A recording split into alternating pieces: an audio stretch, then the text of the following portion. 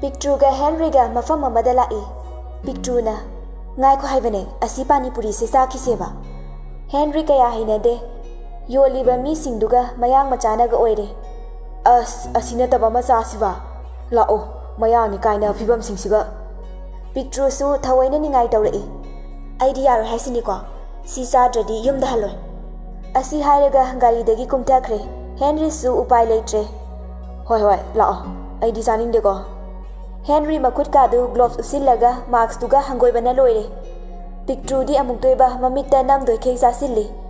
Plate ama pirakpaga mana mitna kuppaga loibana hali. Henry madu yenglaga mitka kuppa kaukre. Piktru ki khuzadu yam haudowa mali. Henry sangsillaga ama khaklauraga chage tawi. Piktru makutna fat kanthok chaning de haraga ngasaidagi matin yotla leiri male. Henry kairak tawna yote henangsu ama khak test tawge khangjare thijitpa pukalwena naba tari se charo se. Henry magi marks tu chingtharaga maya kare aduga illo haina ingit tawrei. Handakti Piktru su Henry gi maong du de ikaire ama khak lakhalaga inbi. Henry na oke tare nang oktriba khara haphan kisira yarani da chalasila o. Henry paisa piramaga khara amana mayumda punaba leibire aduga gari da karai. Henry fagi tawrei. Imai pi khu piktuga chari ba mayam duga kai da buchalino nangba puklawi macha dawna machin macha siga ai da hayori siniko horen puka thila adi nayum dala aga leiba ngamdraba ai Piktru na te khangjau. Henry Piktru gi maong du da nok laga khara naksillaga hairei asengbra. Piktru di Henry na manakta sangsilakpa du da suktok laga hairei phagira masak siga huinaw macha hek maladana pocket hapchillaga pusini senga se. Piktru masin tumthok laga kaino nangai ga koina bra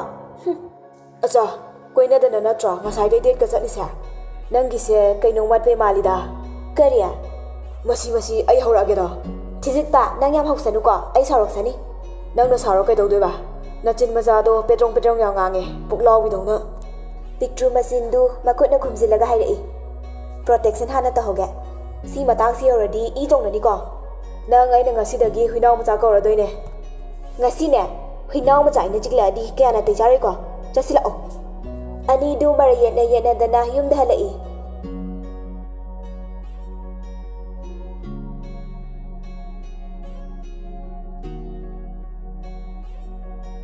Som dana tompok na kedauraga ai nang gida magle piside kai gi kapino Divyaluxmi na nang ai luhong basunate nang na tawrise chummi bro. Tompok sa nungsiba saraga Divyaluxmi gi pukning na nungai na ba ngakta haibire aduga namdana magi lawfam tokpa paisa lauraga thilai. Divyaluxmi masadu yam sonthana hainingdana jangai. Henry mache lakpa ubada kaurai iche asuk thenga phawba kai chaluge. Divyaluxmi magi aron ba kaya losillaga hairei now ai thaba ama sum chatlubane ado matungda di sumaina theng hanjilakano chatlasu tamulala muthira tawraga chatminawo. Divyaluxmi su mangak tu nomi aduga yam pakhatna magi kada changkhre.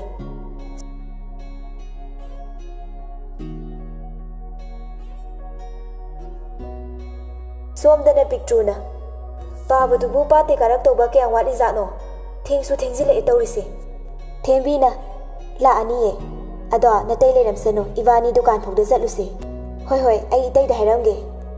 Piktru su Newton gi manakta la aga itai kai dorino Newton na fast khara surambane ado noi Tarzan di thabakam da ka da maleda. Newton di Piktru ga chatli haibasu khangba natte mana thokpa tawraga khumai tayai di magi thaba mata na ne na ngasi su chatli haibane. Piktru nok laga tana sanu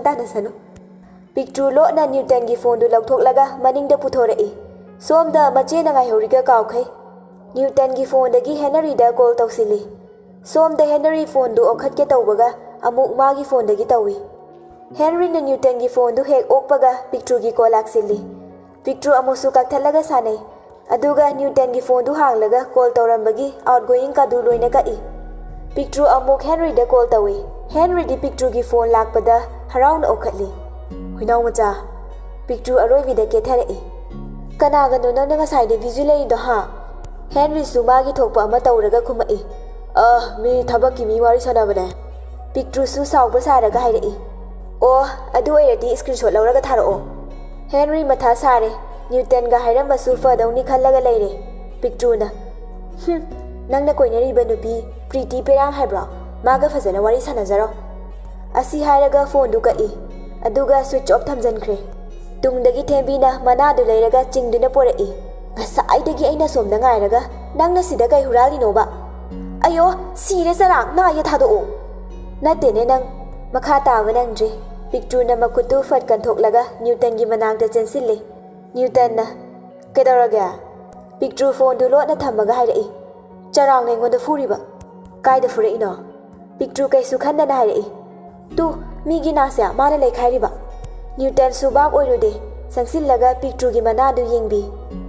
ꯑꯅꯤꯗꯣ ꯑꯃꯨꯛ ꯃꯤꯠꯆꯥꯅꯔꯦ ꯀꯔꯤꯕꯨ ꯅꯤꯡꯁꯤꯡꯂꯛꯄꯅꯣ ꯈꯪꯗꯦ ꯍꯥꯟꯅꯒꯤ ꯍꯧꯈ꯭ꯔꯕ ꯊꯧꯗꯣꯛꯁꯤꯡꯗꯨ ꯑꯃꯨꯛ ꯅꯍꯧꯅꯅ ꯅꯤꯡꯁꯤꯡꯂꯛꯏ ꯊꯦꯝꯕꯤꯅ ꯍꯦꯛ ꯆꯪꯂꯛꯄꯒ ꯄꯤꯛꯇ꯭ꯔꯨ ꯏꯀꯥꯏꯔꯞ ꯇꯧꯅ ꯐꯨꯛ ꯍꯧꯒꯠꯂꯛꯏ ꯊꯦꯝꯕꯤꯁꯨ ꯋꯥꯈꯜꯗ ꯀꯩꯅꯣꯝꯃ ꯈꯜꯂꯛꯏ ꯏꯀꯥꯏꯅ ꯇꯧꯐꯝ ꯈꯪꯗꯅ ꯂꯩꯔꯤꯕ ꯃꯑꯣꯡꯗꯨ ꯎꯕꯗ ꯊꯦꯝꯕꯤ ꯀꯩꯅꯣꯝꯃ ꯈꯜꯂꯛꯂꯤ ꯊꯦꯝꯕꯤ ꯅ꯭ꯌꯨꯇꯟꯅ ꯄꯤꯛꯇ꯭ꯔꯨꯕꯨ ꯄꯥꯝꯃꯤ ꯍꯥꯏꯕ ꯈꯪꯕꯅꯤꯅ ꯋꯥꯈꯜꯗ ꯂꯥꯟꯅ ꯈꯜꯂꯒ ꯃꯄꯤ ꯏꯔꯥ ꯆꯦꯜꯂꯛꯏ ꯄꯤꯛꯇ꯭ꯔꯨ ꯏꯊꯛ ꯊꯛꯀꯠꯅ ꯏꯆꯦ ꯗꯨꯀꯥꯟ ꯆꯠꯅꯤ ꯍꯥꯏꯗꯥꯏꯅꯦ ꯂꯥꯛꯑꯣ ꯆꯠꯂꯁꯦ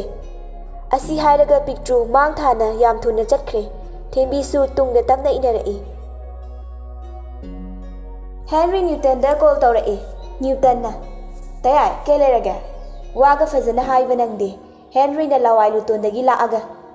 ꯅꯪꯅ ꯐꯣꯟ ꯇꯧꯔꯛꯇꯅ ꯑꯃꯗꯣ ꯚ꯭ꯌꯨꯖꯤ ꯊꯦꯡꯅꯕꯩ ꯑꯣꯐ ꯊꯝꯈ꯭ꯔꯦ ꯅ꯭ꯌꯨꯇꯟ ꯉꯛꯅ ꯀꯩꯅꯣ ꯇꯌꯥꯏ ꯑꯩꯗꯤ ꯉꯁꯥꯏꯗꯩ ꯊꯕꯛ ꯇꯧꯔ ꯂꯩꯌꯦ ꯀꯥꯏꯗꯩ ꯐꯣꯟꯅꯣ ꯇꯧꯗꯦꯗ ꯍꯦꯟꯔꯤ ꯃꯌꯥ ꯆꯤꯛꯂꯒ ꯐꯣꯟꯗꯨ ꯍꯥꯡꯉꯒ ꯌꯦꯡꯉꯣ ꯇꯧꯋꯤ ꯇꯧꯗꯦꯗꯣ ꯅ꯭ꯌꯨꯇꯟꯁꯨ ꯐꯣꯟꯗꯨ ꯌꯦꯡꯉꯤ ꯑꯗꯨꯕꯨ ꯄꯤꯛꯇ꯭ꯔꯨꯅ ꯀꯛꯈꯤꯕꯒꯤ ꯌꯥꯎꯔꯝꯗ꯭ꯔꯦ ꯇꯌꯥꯏ ꯇꯧꯁꯨ ꯇꯧꯗꯅ ꯌꯥꯎꯗꯤꯌꯦ ꯍꯦꯟꯔꯤ ꯁꯥꯎꯒꯠꯂꯛꯏ ꯑꯗꯨꯗꯤ ꯑꯩꯉꯣꯟꯗ ꯇꯧꯔꯛꯏꯗꯣ ꯂꯥꯏꯅꯔꯣ ꯅ꯭ꯌꯨꯇꯟꯅ ꯇꯌꯥꯏ ꯃꯤ ꯑꯣꯟꯅꯔꯝꯅꯤꯌꯦ ꯐꯖꯅ ꯌꯦꯡꯉꯣ ꯍꯦꯟꯔꯤꯁꯨ ꯋꯥꯆꯦꯞꯇ ꯁ꯭ꯀ꯭ꯔꯤꯟꯁꯣꯠ ꯂꯧꯔꯒ ꯊꯥꯔꯛꯏ ꯅ꯭ꯌꯨꯇꯟ ꯉꯛꯄꯅ ꯂꯣꯏꯔꯦ ꯀꯩꯅꯣ ꯑꯩꯗꯤ ꯉꯁꯥꯏꯗꯩ ꯊꯕꯛ ꯇꯧꯔ ꯂꯩꯌꯦ ꯅ꯭ꯌꯨꯇꯟꯁꯨ ꯉꯥꯏꯍꯥꯛ ꯋꯥꯈꯜ ꯈꯜꯂꯛꯏ ꯑꯗꯨꯒ ꯅꯣꯛꯊꯣꯔꯛꯏ ꯑꯣ ꯑꯩ ꯚꯥꯞ ꯇꯥꯔꯦ ꯄꯤꯛꯇ꯭ꯔꯨ ꯑꯩꯒꯤ ꯅꯥꯛꯇ ꯂꯥꯛꯑꯝꯕꯅꯦ ꯃꯥꯅ ꯂꯣꯠꯅ ꯄꯨꯔꯒ ꯁꯥꯟꯅꯩ ꯑꯣꯏꯔꯝꯅꯤ ꯇꯌꯥꯏ ꯍꯦꯟꯔꯤ ꯃꯩ ꯍꯧꯔꯦ ꯁꯤꯌꯥ ꯈꯪꯅꯤ ꯃꯥ ꯐꯣꯟꯒ ꯑꯣꯐ ꯊꯝꯖꯜꯂꯤꯅꯦ ꯑꯩ ꯍꯧꯖꯤꯛ ꯂꯥꯛꯑꯒ ꯅꯨꯡꯉꯥꯏꯅꯤ ꯃꯥ ꯅ꯭ꯌꯨꯇꯟ ꯃꯃꯤꯠꯇꯨ ꯂꯥꯎꯊꯣꯛꯑꯒ ꯇꯌꯥꯏ ꯂꯥꯛꯀꯅꯨ ꯃꯤꯒꯤ ꯃꯥꯡꯗ ꯐꯖꯗꯦꯕ ꯂꯝ ꯌꯥꯝ ꯍꯦꯟꯗ ꯑꯣꯏꯔꯗꯤ ꯐꯝꯇꯣꯟ ꯀꯥꯍꯟꯗꯣꯏꯅꯦ ꯇꯌꯥꯏ ꯀꯩꯅꯣ ꯐꯝꯇꯣꯟ ꯀꯥꯍꯟꯕ ꯍꯥꯏꯁꯤꯕꯣ ꯀꯃꯥꯏ ꯇꯧꯒꯦ ꯌꯥꯔꯦ ꯌꯥꯝ ꯄꯛꯇ꯭ꯔꯦ ꯅꯪ ꯑꯃꯁꯨ ꯈꯪꯖꯅꯗꯕꯒ ꯁꯥꯔꯤꯗꯣ ꯑꯁ ꯋꯥꯔꯤ ꯗꯤꯕ ꯇꯌꯥꯏ ꯑꯗꯣ ꯑꯩꯅ ꯐꯣꯟ ꯇꯧꯔꯛꯇꯣꯏ ꯑꯣꯏꯔꯗꯤ ꯃꯦꯁꯦꯖ ꯍꯥꯟꯅ ꯊꯥꯔꯛꯀꯦ ꯑꯗꯨꯒ ꯇꯧꯔꯛꯀꯦꯕ ꯑꯗꯨ ꯅꯠꯇꯕ ꯖꯥꯠꯇꯣ ꯑꯝꯇ ꯑꯣꯛꯄꯤꯔꯨꯔꯅꯨ ꯑꯗꯨꯅ ꯐꯔꯅꯤ ꯑꯗꯣ ꯑꯃꯗꯣ ꯄꯥꯏꯍꯜꯂꯛꯑꯣ ꯗꯨꯀꯥꯟ ꯆꯠꯈꯤꯌꯦ ꯇꯌꯥꯏ ꯍꯦꯟꯔꯤ ꯁꯥꯎꯒꯠꯂꯛꯏ ꯀꯔꯤ ꯅꯨꯃꯤꯗꯥꯡꯁꯤꯗ ꯗꯨꯀꯥꯟ ꯆꯠꯂꯤꯕ ꯃꯆꯦꯒ ꯆꯠꯈꯤꯕꯅꯦ ꯇꯌꯥꯏ ꯑꯗꯣ ꯇꯌꯥꯏ ꯑꯩꯈꯣꯏꯒ ꯃꯣꯏꯒꯗꯤ ꯈꯔ ꯈꯦꯠꯅꯩꯌꯦ ꯃꯁꯤ ꯇꯌꯥꯏꯅ ꯈꯔ ꯈꯪꯕ ꯋꯥꯠꯂꯤ ꯌꯥꯔꯦ ꯑꯩ ꯑꯣꯟꯂꯥꯏꯟ ꯃꯤꯇꯤꯡ ꯂꯩ ꯃꯥ ꯂꯥꯛꯑꯒ ꯇꯧꯍꯜꯂꯛꯑꯣ ꯑꯩ ꯊꯝꯃꯒꯦꯀꯣ ꯑꯁꯤ ꯍꯥꯏꯔꯒ ꯀꯣꯜꯗꯨ ꯀꯛꯈ꯭ꯔꯦ ꯌꯨꯝꯗꯨ ꯃꯤ ꯑꯃꯠꯇ ꯂꯩꯇ꯭ꯔꯦ ꯅꯨꯃꯤꯠꯇꯨ ꯑꯁꯨꯝꯅ ꯊꯣꯛꯎ ꯍꯥꯏꯅ ꯇꯝꯂꯝꯕꯅ ꯇꯣꯝꯕꯤꯁꯨ ꯄꯥꯠ ꯆꯠꯈꯤꯕꯗꯨ ꯂꯥꯛꯇ꯭ꯔꯤ ꯄꯤꯛꯇ꯭ꯔꯨꯒ ꯊꯦꯝꯕꯤꯒꯁꯨ ꯗꯨꯀꯥꯟ ꯆꯠꯈꯤꯕꯗꯨ ꯍꯜꯂꯛꯇ꯭ꯔꯤ ꯅ꯭ꯌꯨꯇꯟ ꯃꯇꯣꯝꯇ ꯂꯩꯔꯤꯉꯩ ꯇꯣꯝꯄꯣꯛ ꯍꯥꯊꯨ ꯍꯥꯊꯨ ꯂꯥꯛꯂꯒ ꯃꯥꯡꯒꯣꯟꯗ ꯂꯦꯞꯄꯒ ꯀꯧꯔꯛꯏ ꯄꯤꯛꯇ꯭ꯔꯨ ꯄꯤꯛꯇ꯭ꯔꯨ ꯇꯥꯕ꯭ꯔꯣ ꯑꯩ ꯂꯥꯛꯑꯦ ꯊꯣꯛꯂꯛꯑꯣ ꯅ꯭ꯌꯨꯇꯟ ꯊꯣꯡꯅꯥꯎꯗꯒꯤ ꯍꯥꯏꯐꯦꯠ ꯌꯦꯡꯉꯛꯏ ꯇꯣꯝꯄꯣꯛ ꯑꯣꯏꯔꯝꯕꯗꯒꯤ ꯈꯪꯄ꯭ꯔꯦꯛ ꯈꯪꯉꯤ ꯍꯥꯟꯅꯗꯒꯤ ꯈꯔ ꯆꯤꯡꯅꯔꯒ ꯂꯩꯕꯒ ꯈꯪꯅꯤꯡꯕꯅ ꯂꯩꯕ ꯌꯥꯗ꯭ꯔꯦ ꯑꯗꯨꯕꯨ ꯃꯥꯅ ꯋꯥꯈꯜꯗꯨ ꯑꯃꯔꯣꯝꯗ ꯈꯜꯂꯤ ꯁꯟꯅꯤꯒ ꯄꯨꯟꯅ ꯄ꯭ꯂꯥꯟ ꯁꯤꯟꯕꯅꯤ ꯍꯥꯏꯅ ꯇꯣꯝꯄꯣꯛ ꯑꯣꯏꯔꯝꯒꯅꯤ ꯍꯥꯏꯕꯗꯤ ꯃꯪꯗ ꯐꯥꯎꯕ ꯈꯜꯂꯨꯗꯦ ꯇꯣꯝꯄꯣꯛꯀꯤ ꯃꯑꯣꯡꯗꯨ ꯂꯣꯟꯅ ꯌꯦꯡꯉꯤ ꯃꯥꯡꯒꯣꯜꯗ ꯐꯤ ꯈꯔ ꯐꯧꯕꯗꯨꯗ ꯄꯤꯛꯇ꯭ꯔꯨꯒꯤ ꯐꯅꯦꯛ ꯑꯃ ꯂꯧꯔꯒ ꯌꯥꯝ ꯇꯨꯀꯠꯆꯕ ꯃꯑꯣꯡꯗ ꯃꯅꯝ ꯅꯝꯃꯒ ꯂꯩ ꯅ꯭ꯌꯨꯇꯟ ꯃꯁꯥꯗꯨ ꯀꯩꯅꯣꯝ ꯇꯧꯔꯦ ꯁꯥꯎꯅꯤꯡꯕꯅꯁꯨ ꯂꯩꯕ ꯌꯥꯗ꯭ꯔꯦ ꯅ꯭ꯌꯨꯇꯟ ꯄꯤꯛꯇ꯭ꯔꯨꯗ ꯀꯣꯜ ꯇꯧꯏ ꯑꯗꯨꯕꯨ ꯁ꯭ꯋꯤꯆ ꯑꯣꯐ ꯂꯩꯔꯦ ꯇꯥꯂꯛꯇꯨꯗ ꯇꯣꯝꯄꯣꯛꯀꯤ ꯀꯣꯜ ꯑꯃ ꯂꯥꯛꯏ ꯇꯣꯝꯄꯣꯛ ꯐꯣꯟꯗꯨ ꯑꯣꯛꯂꯒ ꯍꯜꯂꯣ ꯀꯩꯗꯧꯔꯦ ꯅ꯭ꯌꯨꯇꯟꯁꯨ ꯌꯦꯡꯉꯤ ꯀꯩꯀꯩ ꯍꯥꯏꯅꯔꯤꯅꯣ ꯍꯥꯏꯕꯗꯤ ꯈꯪꯗꯦ ꯇꯣꯝꯄꯣꯛꯅ ꯑꯃꯨꯛꯀꯁꯨ ꯈꯨꯝꯃꯛꯏ ꯃꯗꯨꯏ ꯑꯉꯥꯡꯗꯣ ꯂꯝ ꯌꯥꯝ ꯍꯦꯜꯂꯗꯤ ꯃꯃꯤꯠꯇꯨ ꯀꯣꯊꯣꯛꯎ ꯋꯥꯍꯩꯗꯨ ꯇꯥꯕꯗ ꯅ꯭ꯌꯨꯇꯟ ꯀꯤꯕꯅ ꯂꯣꯏꯔꯦ ꯇꯣꯝꯄꯣꯛꯅ ꯍꯣꯏ ꯍꯣꯏ ꯑꯩ ꯂꯥꯛꯑꯒꯦ ꯊꯝꯃꯦꯀꯣ ꯅ꯭ꯌꯨꯇꯟ ꯋꯥꯈꯜꯗ ꯆꯤꯡꯅꯕ ꯀꯌꯥꯅ ꯃꯁꯥꯗꯨ ꯄꯤꯛ ꯊꯜꯂꯦ ꯈꯪꯅꯤꯡꯕꯁꯨ ꯄꯣꯛꯏ ꯑꯀꯤꯕꯁꯨ ꯐꯥꯎꯏ ꯅ꯭ꯌꯨꯇꯟ ꯃꯆꯤꯟꯗ ꯁꯣꯜꯂꯛꯏ ꯍꯦꯔꯥ ꯁꯤꯔꯁꯤ ꯆꯪ ꯑꯁꯦꯡꯕꯗꯨ ꯈꯪꯗꯣꯛꯇꯕ ꯌꯥꯗꯦ ꯅ꯭ꯌꯨꯇꯟ ꯍꯦꯟꯔꯤꯗ ꯀꯣꯜ ꯇꯧꯏ ꯑꯗꯨꯕꯨ ꯍꯦꯟꯔꯤꯗꯤ ꯑꯣꯟꯂꯥꯏꯟ ꯃꯤꯇꯤꯡ ꯇꯧꯔꯤꯕꯅꯤ ꯐꯣꯟꯗꯨꯅ ꯁꯥꯏꯂꯦꯟ ꯊꯝꯃꯝꯂꯒ ꯅ꯭ꯌꯨꯇꯟ ꯀꯥꯟꯅꯔꯔꯣꯏ ꯈꯟꯗꯨꯅ ꯇꯣꯝꯄꯣꯛꯅ ꯆꯠꯈꯤꯕ ꯃꯥꯏꯀꯩꯗ ꯂꯣꯟꯅ ꯇꯥꯟꯅꯔꯛꯏ ꯇꯣꯝꯄꯣꯛꯇꯤ ꯆꯤꯡꯌꯥ ꯑꯃꯗ ꯁꯨꯝ ꯒꯥꯔꯤꯗꯨ ꯊꯧꯖꯤꯜꯂꯤ ꯅ꯭ꯌꯨꯇꯟꯁꯨ ꯌꯥꯝ ꯇꯞꯅ ꯇꯨꯡꯗ ꯏꯟꯅꯔꯛꯏ मासु कोक फजना लैबा मिनी ngayaktan gari du khamamaga thammi aduga lotna makhongna lai tongpokti sikraba mafam adugi manjunaraba yum atekpa amada changkhre Newton su sangsillaga lotna yengi angang macha khara faraga mafam du da thamli mamit yaudaba angang su yawi angang singdu cha da thaktabana yenghaidre angang singdugi marakta tombi naw su yawri bani madu ubada Newton pakhatpana henmandana humang kangle mapi su lepa laitana chenthara Newton magi phone du lagthoklag Henry da call tawje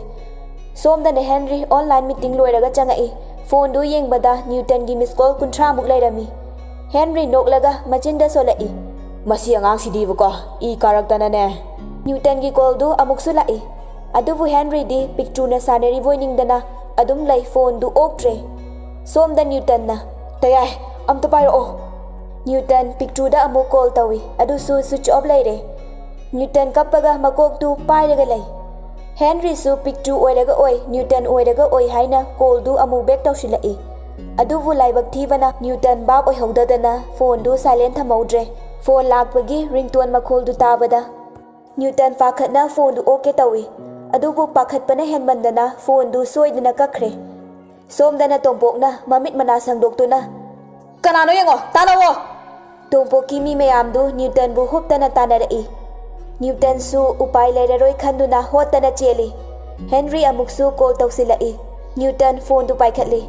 Henry na nang sigera ha wadu loidringai Newton kapaga yam pakhatna wa ngangba ngamboi ngamdaboi tawraga hairai tayai chingnung khokta lao makha tawa nangde tungdagi utup amana vop launa thomai Newton ima kauba nangdana gyan tadana leimai da haithakre som da Henry pakhatna Ibungo macha tabra Henry kanna kaurai Newton Henry gi khonjal tabada mitlu dagi pirang sintarai mamitu uri tawraga yam tapna khonjal thokpa ngamdana khumai tayai ai sida lai ai bu kanbio tayai tompoki mi singduna nokpagi khonjal du tabada Henry makhada kumtharai aduga kaurai Ibungo macha nang khumo tayai la age se phone du tompok na kakthali aduga switch off thamaga chingya duda laktana langkhre Henry phone du hanjin try tawi adubu phone du off leibanina kemta kanadre Divyaluxmi na now kaidorage Henry machena pakhat khidra khanduna hairai kaishu tawdi che asi hairaga thoklai police ta su pau pikre aduga gari du thodokre somda Newton di mapi tana haijai ibai ai bomta kanbiyo ai ginupida ngarangta luhongbata ngairibane tompokta sengna Newton gi luhongi haiba khangde paudu tabada ngakna hanglai nangbu luhongba kaide nupi Newton khonje nikna ai ichi thembiga luhonge moida lai tompok mamitu laktholai masi hato wahai du tabada Newton gi thamoi kaikre mabu kanbina bahaijaraga khumtora iba tompoki pakhumduda Newton tompoki makhong ko laga haijai Ivai nang adumai tawgano aigi thawaidadi kanbiyo ai kanada su hairoye tompok Newton gi makhutu kana nesili aduga hairai noi kari yengige masi hato mayam changdana Newton bu chingthokre aduga taptana fui tompok magi phone du lauthoklaga Divyaluxmi da call tawi Divyaluxmi na yambung kaidorige nang ba Divyaluxmi na sumlai rambani koka singawida aikhoi nausina tawrise tompok pisumani du suktok laga kaidorino mana ho khangde ibungo macha na koirau lawi aduga hanga su karimta tawde tompok khara di khoktak chan hangai mayum da leibra leite gari thongdoga thokhibane wahai du tabada tompok swai laukre amuk su hairai fare adudi ai horen toroke ko thamage phone du thamkibaga magi mi sing da hairai siraba Newton di mayam changdana fubada sidrira khangdre sorfa hon khidre nupa amana sirani da siri makoka se pukchai chaire tompok na sat tawne mafam sida mi la ani angang sing du gari da loi hapchalo makoi shu mafam du thadok tu na chatkhre somdana Henry Newton na hairamba mafam adu tamna police khara puraga lai Henry Newton bu kauba yaba kanna kawi adubu Newton lai haibagi sanin ama fawo phangde police sing du chai thok laga mafam khudingi sinba thung na thi ꯒꯥꯔꯤꯗꯨ ꯎꯆꯤꯟ ꯅꯥꯆꯤꯟꯅ ꯐꯪꯂꯦ꯫ ꯀꯣꯟꯅ ꯊꯪꯗ police ꯈꯔꯅ ꯅ꯭ꯌꯨꯇꯟꯕꯨ ꯐꯪꯂꯦ ꯍꯥꯏꯅ ꯄꯥꯎ ꯄꯤꯔꯛꯏ꯫ Henry ꯄꯥꯎꯗꯨ ꯍꯦꯛ ꯇꯥꯕꯒ ꯆꯦꯟꯁꯤꯜꯂꯤ꯫ ꯑꯗꯨꯕꯨ ꯅ꯭ꯌꯨꯇꯟꯗꯤ ꯏꯈꯦꯡꯂꯛꯇ ꯇꯥꯗꯨꯅ ꯂꯩꯔꯝꯂꯦ꯫ ꯄꯨꯂꯤꯁ ꯑꯃꯅ "ꯁꯔ, ꯁꯤꯗꯤ ꯃꯤꯍꯨꯠ ꯂꯩꯔꯤꯌꯦ꯫ ꯑꯗꯣ ꯑꯩꯒꯤ ꯋꯥꯈꯜꯗꯗꯤ ꯌꯥꯗꯧ ꯃꯥꯟꯗ꯭ꯔꯦꯗ"꯫ ꯍꯦꯟꯔꯤ ꯊꯋꯥꯏ ꯆꯥꯛꯅ ꯀꯧꯔꯛꯏ꯫ "ꯏꯕꯨꯡꯉꯣ ꯃꯆꯥ, ꯇꯥꯕ꯭ꯔꯥ? ꯅꯪ ꯇꯌꯥꯏ ꯂꯥꯛꯑꯦ꯫ ꯁꯦ, ꯃꯤꯠ ꯄꯥꯡꯉꯣ ꯁꯦ"꯫ ꯍꯦꯟꯔꯤ ꯀꯞꯄꯒ ꯑꯉꯥꯎꯕ ꯑꯃꯒꯨꯝ ꯂꯩꯔꯦ꯫ ꯄꯨꯂꯤꯁꯁꯤꯡꯗꯨꯒ ꯇꯧꯔꯒ ꯅ꯭ꯌꯨꯇꯟꯕꯨ ꯍꯣꯁꯄꯤꯇꯥꯜꯗ ꯄꯨꯈꯠꯂꯛꯏ꯫ ꯍꯣꯁꯄꯤꯇꯥꯜ ꯌꯧꯕꯒ ꯗꯣꯛꯇꯔ ꯃꯌꯥꯝ ꯆꯪꯗꯅ ꯀꯟꯅ ꯂꯥꯏꯀꯠꯅꯔꯤ꯫ ꯍꯦꯟꯔꯤ ꯃꯪꯉꯒ ꯂꯩꯔꯤꯉꯩ ꯇꯥꯂꯛꯇꯨꯗ ꯖꯦꯝꯁꯁꯨ ꯍꯣꯁꯄꯤꯇꯥꯜꯗ ꯂꯩꯔꯝꯃꯤ꯫ ꯍꯦꯟꯔꯤ ꯎꯕꯗ ꯂꯥꯛꯑꯒ "ꯅꯥꯎ, ꯀꯩ ꯂꯩꯔꯒꯦ"꯫ ꯍꯦꯟꯔꯤ ꯄꯨꯂꯤꯁꯁꯤꯡꯗꯨꯗ ꯑꯃꯨꯛ ꯌꯦꯡ, ꯖꯦꯝꯁꯇ ꯑꯃꯨꯛ ꯌꯦꯡ, ꯀꯩ ꯍꯥꯏꯗꯣꯏꯒꯦ ꯈꯜꯂꯤ꯫ ꯌꯨꯝꯒꯤ ꯃꯤ ꯑꯇꯩꯗꯤ ꯀꯩꯝꯇ ꯅꯥꯆꯨꯝꯗ꯭ꯔꯁꯨ ꯕꯤꯖꯌꯂꯛꯁꯃꯤꯒꯤ ꯀꯟꯗꯤꯁꯟꯗꯨꯗ ꯋꯥꯁꯤ ꯍꯥꯏꯕ ꯌꯥꯔꯣꯏ ꯈꯟꯗꯨꯅ ꯍꯥꯏꯔꯛꯏ꯫ "ꯀꯩꯁꯨ ꯇꯧꯗꯤꯌꯦ, ꯏꯕꯨꯡꯉꯣ ꯃꯆꯥꯗꯣ ꯑꯦꯛꯁꯤꯗꯦꯟ ꯑꯃ ꯊꯣꯛꯄ, ꯑꯗꯨꯒꯤꯅꯤꯗ"꯫ ꯖꯦꯝꯁꯁꯨ ꯀꯩꯁꯨ ꯊꯣꯏꯗꯣꯛꯄ ꯈꯟꯗꯦ꯫ "ꯑꯣ, ꯀꯌꯥꯝ ꯊꯤꯅ ꯁꯣꯛꯀꯦ"꯫ ꯍꯦꯟꯔꯤꯅ "ꯌꯥꯝ ꯁꯣꯛꯄ ꯅꯠꯇꯦꯗ, ꯌꯨꯝꯗ ꯍꯥꯏꯔꯨꯅꯨ, ꯏꯆꯦꯗꯣ ꯄꯥꯈꯠꯈꯤꯅꯤꯌꯦ"꯫ "ꯍꯣꯏ, ꯑꯗꯣ ꯀꯟꯅ ꯁꯣꯛꯇ꯭ꯔꯗꯤ ꯑꯩ ꯆꯠꯂꯒꯦ"꯫ ꯍꯦꯟꯔꯤ ꯃꯃꯥꯏꯗꯨ ꯃꯈꯨꯠ ꯑꯅꯤꯅ ꯅꯥꯜꯂꯒ ꯋꯥꯈꯜꯗꯨ ꯐꯥꯊꯅꯕ ꯍꯣꯠꯅꯩ꯫ ꯗꯣꯛꯇꯔ ꯑꯃ ꯊꯣꯔꯛꯂꯒ "ꯅ꯭ꯌꯨꯇꯟꯒꯤ ꯃꯤ ꯅꯠꯇ꯭ꯔꯣ ꯁꯥꯔꯁꯦ"꯫ ꯍꯦꯟꯔꯤ ꯆꯦꯟꯁꯤꯜꯂꯤ ꯑꯗꯨꯒ "ꯑꯧ, ꯃꯥꯅꯦ ꯗꯣꯛꯇꯔ, ꯀꯃꯥꯏ ꯇꯧꯔꯒꯦ"꯫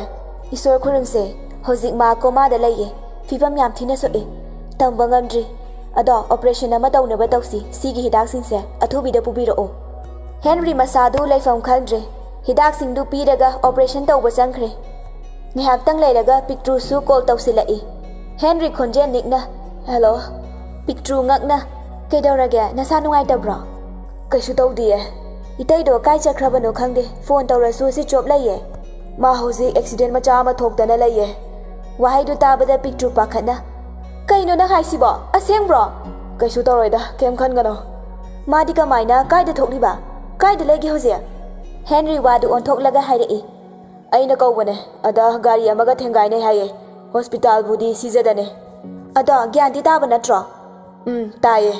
"ꯑꯗꯨ ꯑꯣꯏꯔꯗꯤ ꯐꯩꯌꯦ"꯫ "ꯊꯝꯃꯒꯦꯀꯣ ꯑꯩ"꯫ ꯐꯣꯟꯗꯨ ꯊꯝꯈ꯭ꯔꯕ ꯇꯨꯡꯗ ꯄꯤꯛꯇ꯭ꯔꯨꯅ "ꯏꯆꯦ, ꯇꯥꯕ꯭ꯔꯣ"꯫ "ꯀꯥꯏꯗ ꯑꯃꯨꯛ ꯆꯠꯈ꯭ꯔꯖꯥꯠꯅꯣ"꯫ ꯊꯦꯝꯕꯤ ꯃꯊ꯭ꯋꯥꯏ ꯋꯥꯅ ꯏꯃꯨꯡꯗ ꯆꯪꯉꯛꯏ ꯑꯗꯨꯒ "ꯀꯥꯏꯗꯅꯣ ꯃꯥꯅ ꯆꯠꯈ꯭ꯔꯤꯁꯤꯕꯣ, ꯑꯁ꯭ꯋꯥꯏꯗꯁꯨ ꯂꯩꯍꯧꯗꯤꯌꯦ, ꯏꯇꯩꯗꯣ ꯑꯦꯛꯁꯤꯗꯦꯟ ꯊꯣꯛꯑꯦ ꯍꯥꯏꯌꯦ"꯫ ꯄꯥꯎꯗꯨ ꯇꯥꯕꯒ ꯊꯦꯝꯕꯤ ꯂꯩꯃꯥꯏꯗ ꯍꯩꯊꯈꯤ꯫ ꯄꯤꯛꯇ꯭ꯔꯨꯁꯨ ꯄꯥꯈꯠꯅ ꯏꯁꯤꯡ ꯈꯔ ꯃꯀꯣꯛꯇ ꯊꯥꯕꯤ ꯑꯗꯨꯒ ꯍꯥꯏꯔꯛꯏ꯫ "ꯏꯆꯦ, ꯀꯔꯤꯝ ꯇꯧꯗꯦꯁꯦ, ꯒꯥꯔꯤ ꯑꯃꯒ ꯊꯦꯡꯖꯤꯟꯅꯕꯅꯦ ꯍꯥꯏꯌꯦ"꯫ ꯊꯦꯝꯕꯤ ꯀꯞꯄꯒ "ꯍꯣꯁꯄꯤꯇꯥꯜꯗ ꯆꯠꯂꯨꯁꯦ"꯫ "ꯀꯃꯥꯏ ꯆꯠꯇꯣꯏꯅꯣ, ꯒꯥꯔꯤ ꯑꯃ ꯂꯩꯗꯅ ꯆꯠꯅꯤꯁꯨ ꯅꯠꯇꯦ, ꯀꯩꯁꯨ ꯊꯣꯏꯗꯣꯛꯄ ꯇꯧꯗꯦ ꯍꯥꯏꯕꯅꯦ, ꯑꯗꯣ ꯍꯌꯦꯡ ꯆꯠꯂꯁꯦ"꯫ ꯊꯦꯝꯕꯤ ꯇꯣꯝꯄꯣꯛꯇ ꯑꯃꯨꯛ ꯐꯣꯟ ꯇꯧꯏ꯫ "ꯊꯦꯝꯕꯤ, ꯀꯩꯗꯧꯔꯒꯦ"꯫ ꯊꯦꯝꯕꯤ ꯀꯞꯄꯒ ꯍꯥꯏꯔꯛꯏ꯫ "ꯇꯥꯃꯣ, ꯍꯣꯁꯄꯤꯇꯥꯜ ꯐꯥꯎꯗ ꯆꯠꯂꯨꯁꯦ"꯫ ꯇꯣꯝꯄꯣꯛ ꯉꯛꯅ "ꯀꯩꯗꯧꯔꯒꯦ"꯫ "ꯅ꯭ꯌꯨꯇꯟꯗꯣ ꯑꯦꯛꯁꯤꯗꯦꯟ ꯊꯣꯛꯇꯅ ꯂꯩꯔꯦ ꯍꯥꯏꯌꯦ, ꯁꯤꯖꯗ ꯄꯨꯈꯠꯂꯦ ꯍꯥꯏꯌꯦ"꯫ ꯋꯥꯍꯩꯗꯨ ꯇꯥꯕꯗ ꯇꯣꯝꯄꯣꯛ ꯈꯪꯄ꯭ꯔꯦꯛ ꯈꯪꯉꯤ꯫ ꯃꯀꯣꯛꯇꯨ ꯄꯥꯏꯔꯒ "ꯀꯩꯅꯣ, ꯑꯁꯦꯡꯕ꯭ꯔꯣ"꯫ "ꯃꯥꯅꯦ, ꯑꯁꯦꯡꯕꯅꯦ, ꯑꯝꯇ ꯂꯥꯛꯄꯤꯌꯣ ꯇꯥꯃꯣ"꯫ "ꯑꯩ ꯊꯕꯛ ꯆꯠꯂꯤꯌꯦ, ꯂꯥꯛꯄ ꯌꯥꯔꯣꯏ, ꯀꯣꯟꯅ ꯂꯥꯛꯀꯦ"꯫ "ꯇꯥꯃꯣ ꯁꯪꯉꯣꯏꯗ꯭ꯔꯣ"꯫ "ꯍꯣꯏ, ꯑꯩ ꯊꯝꯃꯒꯦ"꯫ ꯐꯣꯟꯗꯨ ꯍꯦꯛ ꯊꯝꯈꯤꯕꯒ ꯇꯣꯝꯄꯣꯛ ꯃꯁꯥꯗꯨ ꯍꯨꯃꯥꯡ ꯀꯥꯡꯉꯤ꯫ "ꯁꯝꯅꯥꯗ ꯍꯤꯡꯈꯤꯗ,